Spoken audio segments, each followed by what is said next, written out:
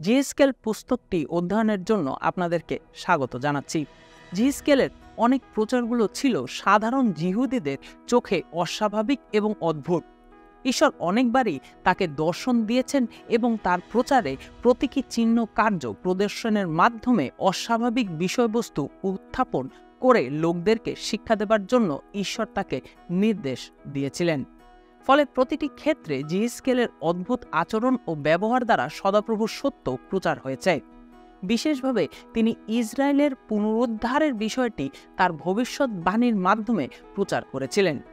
আজ আমরা জিএসকেলের যতগুলো ভবিষ্যৎবাণী রয়েছে তার মধ্যে খুবই পরিচিত একটি ভবিষ্যৎবাণী নিয়ে পর্যালোচনা করব। সেই দর্শনের ভবিষ্যৎবাণীতে শুকনো হাড় দিয়ে গঠিত উপত্যকা নিয়ে কথা বলা হয়েছে। বাবিলনে বন্দি দশার মধ্যে থাকা নির্বাসিত লোকদের মাঝে ঈশ্বরের বাক্য যতজন প্রচার করেছেন তার মধ্যে জিএসকেল ছিলেন অন্যতম। দানিয়েলও এরকম পরিস্থিতির মধ্য দিয়ে গিয়েছিলেন। দানিয়েল শাসক শ্রেণীর কাছে জীবন্ত ঈশ্বরের কথা প্রচার করেছিলেন, কিন্তু অন্যদিকে জিএসকেল বন্দি শিবিরে থাকা অন্যান্য জিহুদীদের কাছে ঈশ্বরের আসন্ন বিচার ও জেরুসালেমের ধ্বংসের কথা তুলে ধরেছিলেন। জিএসকেল ইসরায়েলীয় নেতাদের পাপ সম্পর্কে বারবার সতর্ক করলেও তাদের এই নির্বাসিত জীবনের শাস্তি দ্বারা চেতনা নিয়ে মন ফিরালে ঈশ্বর তাদের জন্য যে ভবিষ্যৎ আশা ও পুনরুদ্ধারের পরিকল্পনা রেখেছেন সেটাও জিএসকেল তার লোকদেরকে বিভিন্নভাবে বলেছেন। জিএসকেলের পরিচর্যাকালীন সময় বাবিলনে বন্দী থাকা জিহুদীরা তাদের দেশ থেকে অনেক দূরে বিদেশি রাজ্যে ও পৌত্তলিকদের মাঝে বাস করতেন। তাদের ভবিষ্যতের কোনো আশা ছিল না। ঠিক এমনই সময় জিএসকেল ঈশ্বরের ভাববাদী হিসেবে মনোনীত হয়েছিলেন এবং ভবিষ্যতে ইসরায়েলের সামনে কী ধরনের বিপদ আসতে পারে সে ব্যাপারে সদা জাগ্রত প্রহরীর ভূমিকা পালন করেছিলেন। যাদের আধ্যাত্মিকতা ও নৈতিকতা একেবারে শেষ হয়ে গিয়েছিল এমন মৃতপ্রায় লোকদের কাছে ঈশ্বরের নির্দেশনা তুলে ধরার ক্ষেত্রে তাকে অনেক চ্যালেঞ্জের সম্মুখীন হতে হয়েছিল। অন্য কোনো দেবতার পূজা বা আরাধনা করার শাস্তি স্বরূপ তাদেরকে বাবিলনে বন্দি দশার মধ্যে পড়তে হয়েছিল, কিন্তু ঈশ্বর কখনোই চাননি যে তার লোকেরা আত্মিকভাবে মৃত হয়ে একবারে নিরাশ হয়ে পড়ে। বাবিলনের বন্দীদেরকে উৎসাহিত করার জন্য ঈশ্বর তাদেরকে পুনরায় তাদের দেশে ফিরে যাবার আশা প্রদান করেন, কিন্তু এ আশা ধারণ করার ঘটনাকে জিরমিয় একটু অস্বাভাবিকভাবে তাদের কাছে তুলে ধরেন। ঈশ্বর জিএসকেলকে দর্শন দেন এবং জিএসকেল ভবিষ্যৎবাণীর মাধ্যমে ঈশ্বরের এই দর্শন লোকদের কাছে প্রচার করতেন। এটা সত্য যে এভাবে অস্বাভাবিক দর্শনের মাধ্যমে জিহুদি লোকদেরকে অনেক কিছু তিনি জানিয়েছেন। এজন্য পুনরায় দেশে ফিরে যাবার বিষয়টি অদ্ভুতভাবে লোকদেরকে বোঝালেও সেটা আর অদ্ভুত বলে এবার মনে হচ্ছে না। ঈশ্বরের নির্দেশ বা বার্তা প্রকাশ করার জন্য ব্যবহৃত জটিল ও অত্যন্ত রূপক চিত্রে অস্বাভাবিক বিষয় দেখতে পাওয়া যেত। জিএসকেল 37 অধ্যায় 1-12 পদে বর্ণিত শুকনা হাড়ের উপত্যকা দর্শনটা একটু পর্যবেক্ষণ করে দেখি। সেখানে লেখা আছে, সদাপ্রভুর হাত আমার উপরে ছিল এবং তিনি তার আত্মা দ্বারা আমাকে নিয়ে গিয়ে একটি উপত্যকার চারপাশ দিয়ে রাখলেন। জায়গাটা হাড়গোড়ে ভর্তি ছিল। তিনি সেগুলোর চারপাশ দিয়ে আমাকে নিয়ে গেলেন। আমি সেই উপত্যকার মধ্যে অনেক হাড়গোড় দেখলাম, সেগুলো ছিল খুব শুকনো। এখানে ইসরায়েলীয়দের অবস্থা প্রকাশিত হয়েছে। বাবিলনে বন্দি দশার মধ্যে থাকা জিহুদীরা প্রায় সব ধরনের আশা হারিয়ে মৃতপ্রায় লোকদের মতো জীবন কাটাচ্ছে, যাদেরকে মৃত ব্যক্তির শুকনো হাড়ের সঙ্গে তুলনা করা হয়েছে। কিন্তু তাদের এ অবস্থা সত্ত্বেও তাদের জন্য ঈশ্বরের পরিকল্পনা রয়েছে। এজন্য জিএসকেল আরও বলেন যে, ঈশ্বর আমাকে বললেন, হে মনুষ্যের সন্তান, এই হাড়গুলো কি বেঁচে উঠতে পারে? আমি বললাম, হে প্রভু সদাপ্রভু, তুমিই কেবল তা জানো। তখন তিনি আমাকে সেই হাড়গুলোর কাছে এই ভবিষ্যৎবাণী বলতে বললেন, ও হে শুকনো সব হাড়, তোমরা সদাপ্রভুর বাক্য শোনো। প্রভু সদাপ্রভু বলছেন, আমি তোমাদের মধ্যে নিঃশ্বাস ঢুকিয়ে দেব আর তোমরা জীবিত হবে। আমি তোমাদের হাড়ের সঙ্গে হাড় বেঁধে দেব, তোমাদের উপরে মাংস জন্মাবে এবং চামড়া দিয়ে তা ঢেকে দেব। আমি তোমাদের মধ্যে নিঃশ্বাস দেব আর তোমরা জীবিত হবে। তখন তোমরা জানবে যে আমিই সদাপ্রভু। ঈশ্বরের এই প্রতিজ্ঞা ছিল খুবই অসাধারণ এবং জিহিজকেলের এই প্রতিজ্ঞার বাধ্য হয়ে তা করা ছিল খুবই সাহসিকতার ব্যাপার। এটা ছিল ঈশ্বর থেকে প্রাপ্ত দর্শন, কিন্তু এ ধরনের দর্শনকে মেনে চলতে হলে খুব বড় ধরনের বিশ্বাসের পরিচয় দিতে হয়। আমরা এটা চিন্তা করে দেখি যে মৃত্যু অবসম্ভাবী, সে মৃত্যু থেকে জীবিত হয়ে ওঠার কথা বলা হচ্ছে এবং জিহিজকেল ওই সময় এমন দর্শনই বিশ্বাস স্থাপন করতে পেরেছিলেন। তিনি বলেছিলেন, আমাকে যেমন আদেশ দেওয়া হয়েছিল আমি সেই মতনই ভবিষ্যৎবাণী বললাম। ভবিষ্যৎবাণী বলবার সময় খটখট শব্দ হতে লাগলো এবং হাড়গুলো প্রত্যেকটা নিজের নিজের হাড়ের সঙ্গে যুক্ত হলো। আমি দেখলাম হাড়ের সঙ্গে হাড় বাঁধন হলো, তার উপরে মাংস হলো এবং চামড়া দিয়ে তা ঢাকা পড়ল, কিন্তু তাদের মধ্যে শ্বাস ছিল না।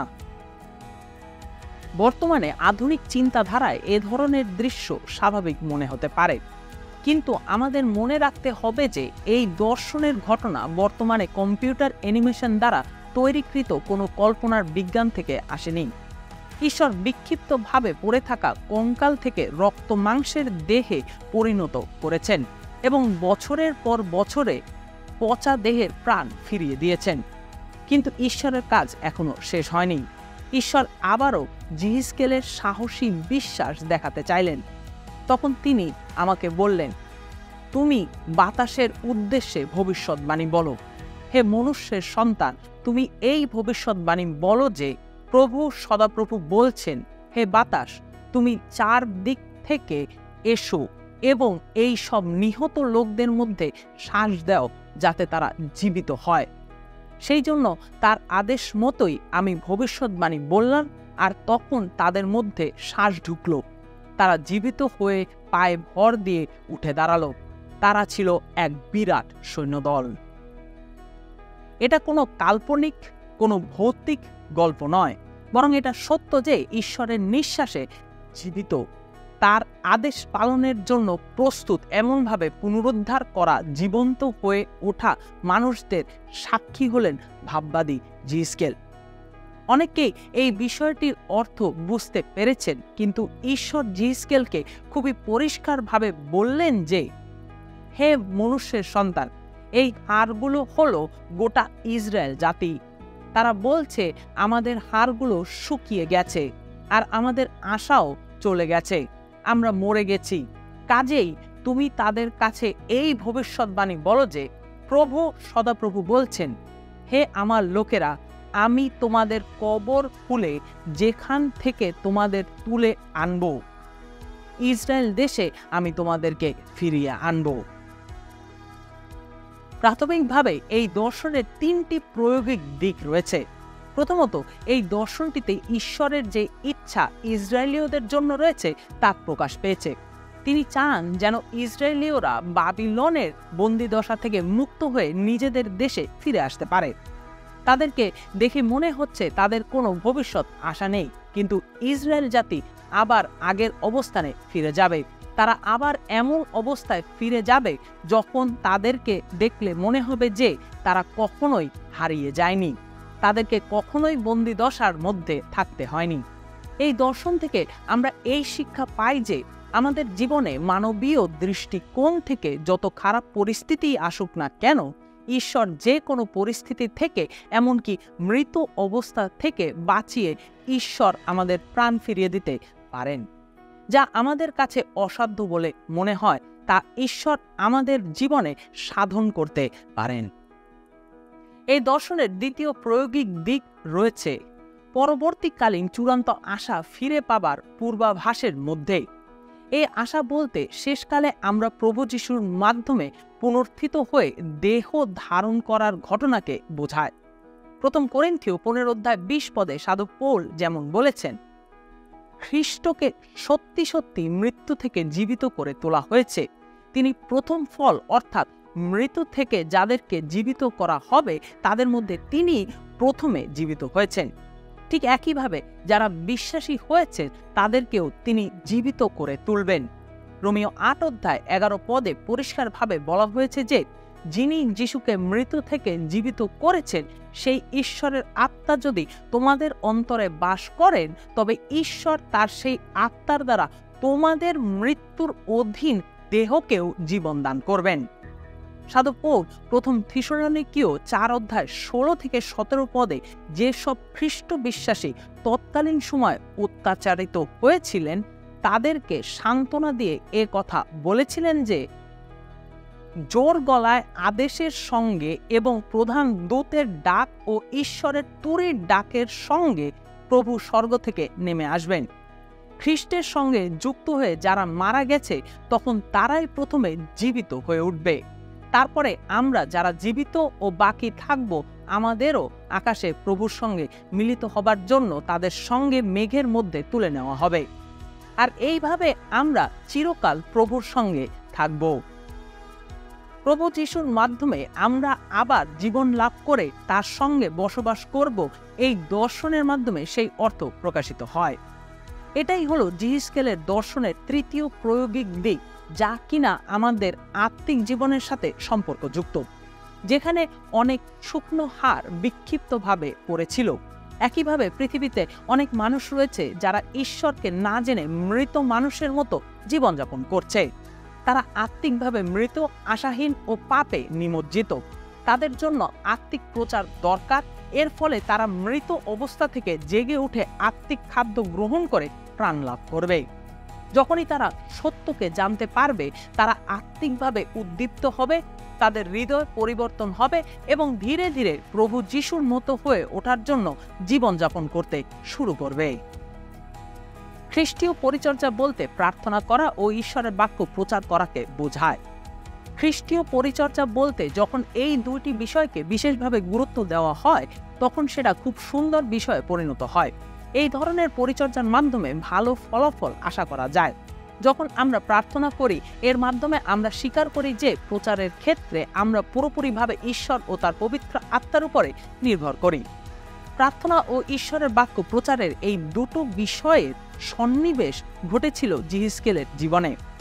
তাকে বলা হয়েছিল যেন হাড়ের উপরে এবং শ্বাসের উপরে ভবিষ্যৎবাণী বলা হয়। জিহিজকেল সেই শুকিয়ে যাওয়া হাড়গুলোর কাছে ঈশ্বরের বাণী বলেছিলেন এবং পরে তাকে পবিত্র আত্মার মাধ্যমে ভবিষ্যৎবাণী করতে বলা হয়। এই পবিত্র আত্মাই হলো ঈশ্বরের আত্মা, যা সেই মৃত হাড়গুলো জীবিত মানুষে পরিণত করেছিলেন। আমরা জিহিজকেলের প্রচারের মধ্যে পবিত্র আত্মার উপস্থিতি পাই। সুসমাচার প্রচারের জন্য আপনাকে খুব বড় প্রচারক হবার দরকার নেই, কিন্তু আপনাকে অবশ্যই বিশ্বাস করতে হবে যে পবিত্র আত্মার উপরে নির্ভর করলে পবিত্র আত্মাই আপনার প্রচার করতে সাহায্য করবে।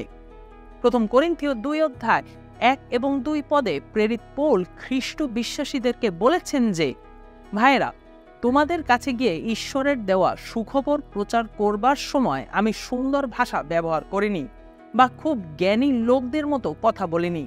আমি ঠিক করেছিলাম তোমাদের কাছে থাকবার সময় আমি যীশু খ্রিস্টকে, অর্থাৎ ক্রুশে দেওয়া যীশু খ্রিস্টকে জানা ছাড়া আর কিছুই জানব না।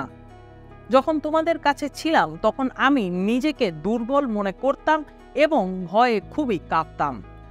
আমার প্রচার ও আমার দেওয়া সংবাদের মধ্যে লোকেদের ভাসিয়ে নেবার মতো কোনো জ্ঞানপূর্ণ যুক্তি তর্ক ছিল না, বরং পবিত্র আত্মার শক্তি তাতে দেখা গিয়েছিল, যাতে তোমাদের বিশ্বাস মানুষের জ্ঞানের উপরে নির্ভর না করে ঈশ্বরের শক্তির উপরে নির্ভর করে। সাধু পৌল কোরিন্থে যে অভিজ্ঞতা লাভ করেছিলেন ঠিক একই ধরনের অভিজ্ঞতা জিহিজকেল লাভ করেছিলেন প্রায় 600 বছর আগে। জিহিজকেল বিশ্বাস করতে পেরেছিলেন যে ঈশ্বর শুকনো হাড় থেকে জীবন দান করতে পারেন। এভাবে আত্মিকভাবে যারা সেই শুকনো হাড়ের মতো তারাও জেগে উঠবে যখন তাদের কাছে সুসমাচার প্রচার করা হবে। প্রচারককে অবশ্যই ঈশ্বরের উপর পবিত্র আত্মার পরিচালনা ও নেতৃত্বের জন্য পুরোপুরিভাবে নির্ভর করতে হবে। এইভাবে বাক্যের পরিচর্যার পাশাপাশি প্রচারককে অবশ্যই প্রার্থনার উপরে জোর দিতে হবে। জিসকেল পুস্তকের প্রথম 3টি অধ্যায়ে জিসকেল ঈশ্বরের কাছ থেকে কার্যভার গ্রহণ করে অভিষেক লাভ করেন। এই অধ্যায়গুলোতে আমরা দেখতে পাই যে জিসকেল ঈশ্বরের কাছে আসার অভিজ্ঞতা লাভ করেন। যিশায়া ভাববাদীরও এই ধরনের অভিজ্ঞতা হয়েছিল। যিশায়া পুস্তক 6 অধ্যায় 1 থেকে 8 পদে আমরা দেখতে পাই যে সেখানে ঈশ্বর একটা প্রশ্ন জিজ্ঞাসা করেছেন, আমাদের পক্ষ হয়ে কে যাবে? যিশায়া উত্তরে বলেছিলেন, এই যে আমি, আপনি আমাকে পাঠান। পুরাতন নিয়মের সমস্ত ভাববাদী ও ঈশ্বর ভক্ত লোকেরা যিশায়ার মতো ঈশ্বরের কাছে এসে তাকে জানা এবং তার নির্দেশে অন্য কোথাও যাওয়ার অভিজ্ঞতা লাভ করেছিলেন। যারা সত্যিকার অর্থে ঈশ্বরের কাছে আসে তারা সত্যি সত্যি তার নির্দেশ মতো প্রচার কার্যে বেরিয়ে যায়। ঈশ্বরের জন্য বের হওয়া সত্যিকার অর্থে খুবই ফলদায়ক ছিল, কারণ ঈশ্বরের কাছে আসার মাধ্যমে তাদের জীবন ঈশ্বর পরিবর্তন করেছিলেন। অনেকের জীবন ফলপ্রসূ হয়নি কারণ তারা কখনোই যিশায়া ও জিরমিয়ার মতো ঈশ্বরের কাছে আসার অভিজ্ঞতা লাভ করতে পারেনি। মোশি প্রায় 80 বছর ধরে ঈশ্বরের সাথে যোগাযোগ স্থাপন করে তার সান্নিধ্যে আসার অভিজ্ঞতা লাভ করেছিলেন এবং পরবর্তীতে প্রায় 40 বছর ধরে ঈশ্বরের উদ্দেশ্যে যাত্রা করার অভিজ্ঞতা লাভ করেছিলেন। জিসকেল সত্যিকার অর্থে ঈশ্বরের কাছে আসার অভিজ্ঞতা লাভ করেছিলেন। তিনি দর্শনের মাধ্যমে জানতে পেরেছিলেন যে ঈশ্বর তাকে তার কাজের জন্য ভাববাদী হিসেবে অভিষেক করেছেন। জিসকেল নিজেও ঈশ্বরের গৌরব প্রকাশিত হওয়ার দৃশ্য স্বচক্ষে দেখেছিলেন, যখন ঈশ্বর ঝড়ের মাধ্যমে বিচারের জন্য নিজেকে ভয়ঙ্কর রূপে প্রকাশ করেছিলেন। তিনি ঈশ্বরকে একজন বিজয়ী রাজার বেশে দেখেছিলেন এবং ঈশ্বরের নির্দেশে তার সৈন্যবাহিনীর সামনের দিকে এগিয়ে যেতেও তিনি দেখেছিলেন। ঈশ্বর তার স্বমহিমার প্রতাপের সাথে আবির্ভূত হওয়ার অন্যান্য অনেকের মতো জিসকেলও ভয়ে ভীত হয়েছিলেন। তিনি পবিত্র আত্মার পূর্ণ হবার কারণে তার সবকিছু অর্থাৎ বর্তমান ও ভবিষ্যৎ সবই একেবারে পরিবর্তন হয়ে গেল।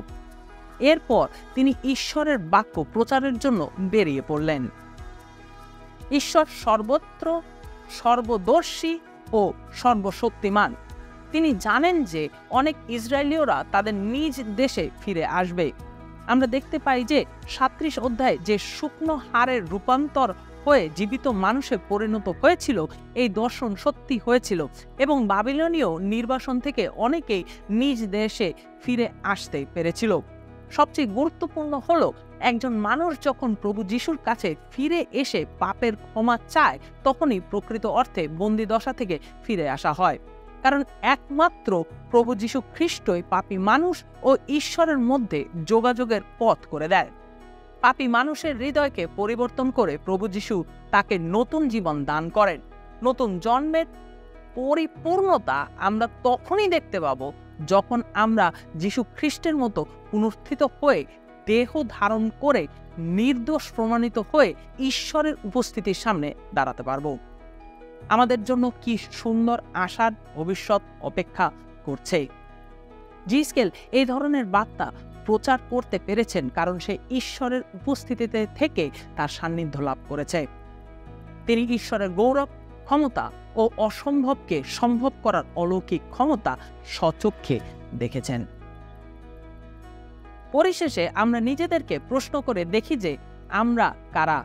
আপনি কি সেই সত্যের প্রচারক, না আপনি সেই শুকনো হাড়? অন্যভাবে বলা যায় যে আপনি কি নিজেই পুনরুদ্ধারের কাজে সাহায্য করতে পারেন না? আপনাকে ঈশ্বরের আত্মা দ্বারা পুনরুদ্ধার করতে হবে। এক্ষেত্রে একটা দিক হলো ঈশ্বরের কাছে এসে তার সান্নিধ্য লাভ করা এবং অন্যটি হলো তার বাক্য প্রচারের জন্য বের হওয়া। কিন্তু এটা ভুলে গেলে চলবে না যে এই দুটা বিষয়ই পুরোপুরিভাবে ঈশ্বরের আত্মার পরিচালনার উপরে নির্ভর করে। ঈশ্বরের কাছে চান যেন তিনি তার পবিত্র আত্মার পরিচালনা আপনাকে দান করেন। সেটা হোক আপনি পাপ থেকে ফিরে আসার জন্য বা প্রথমবারের মতো অনন্ত জীবন লাভ করার জন্য। তাহলে আপনি যেখানেই থাকুন না কেন ঈশ্বরের কাছে প্রার্থনা করুন যেন আপনি সম্পূর্ণভাবে ঈশ্বরের উপরে ও তার পবিত্র আত্মার উপরে নির্ভর করতে পারেন।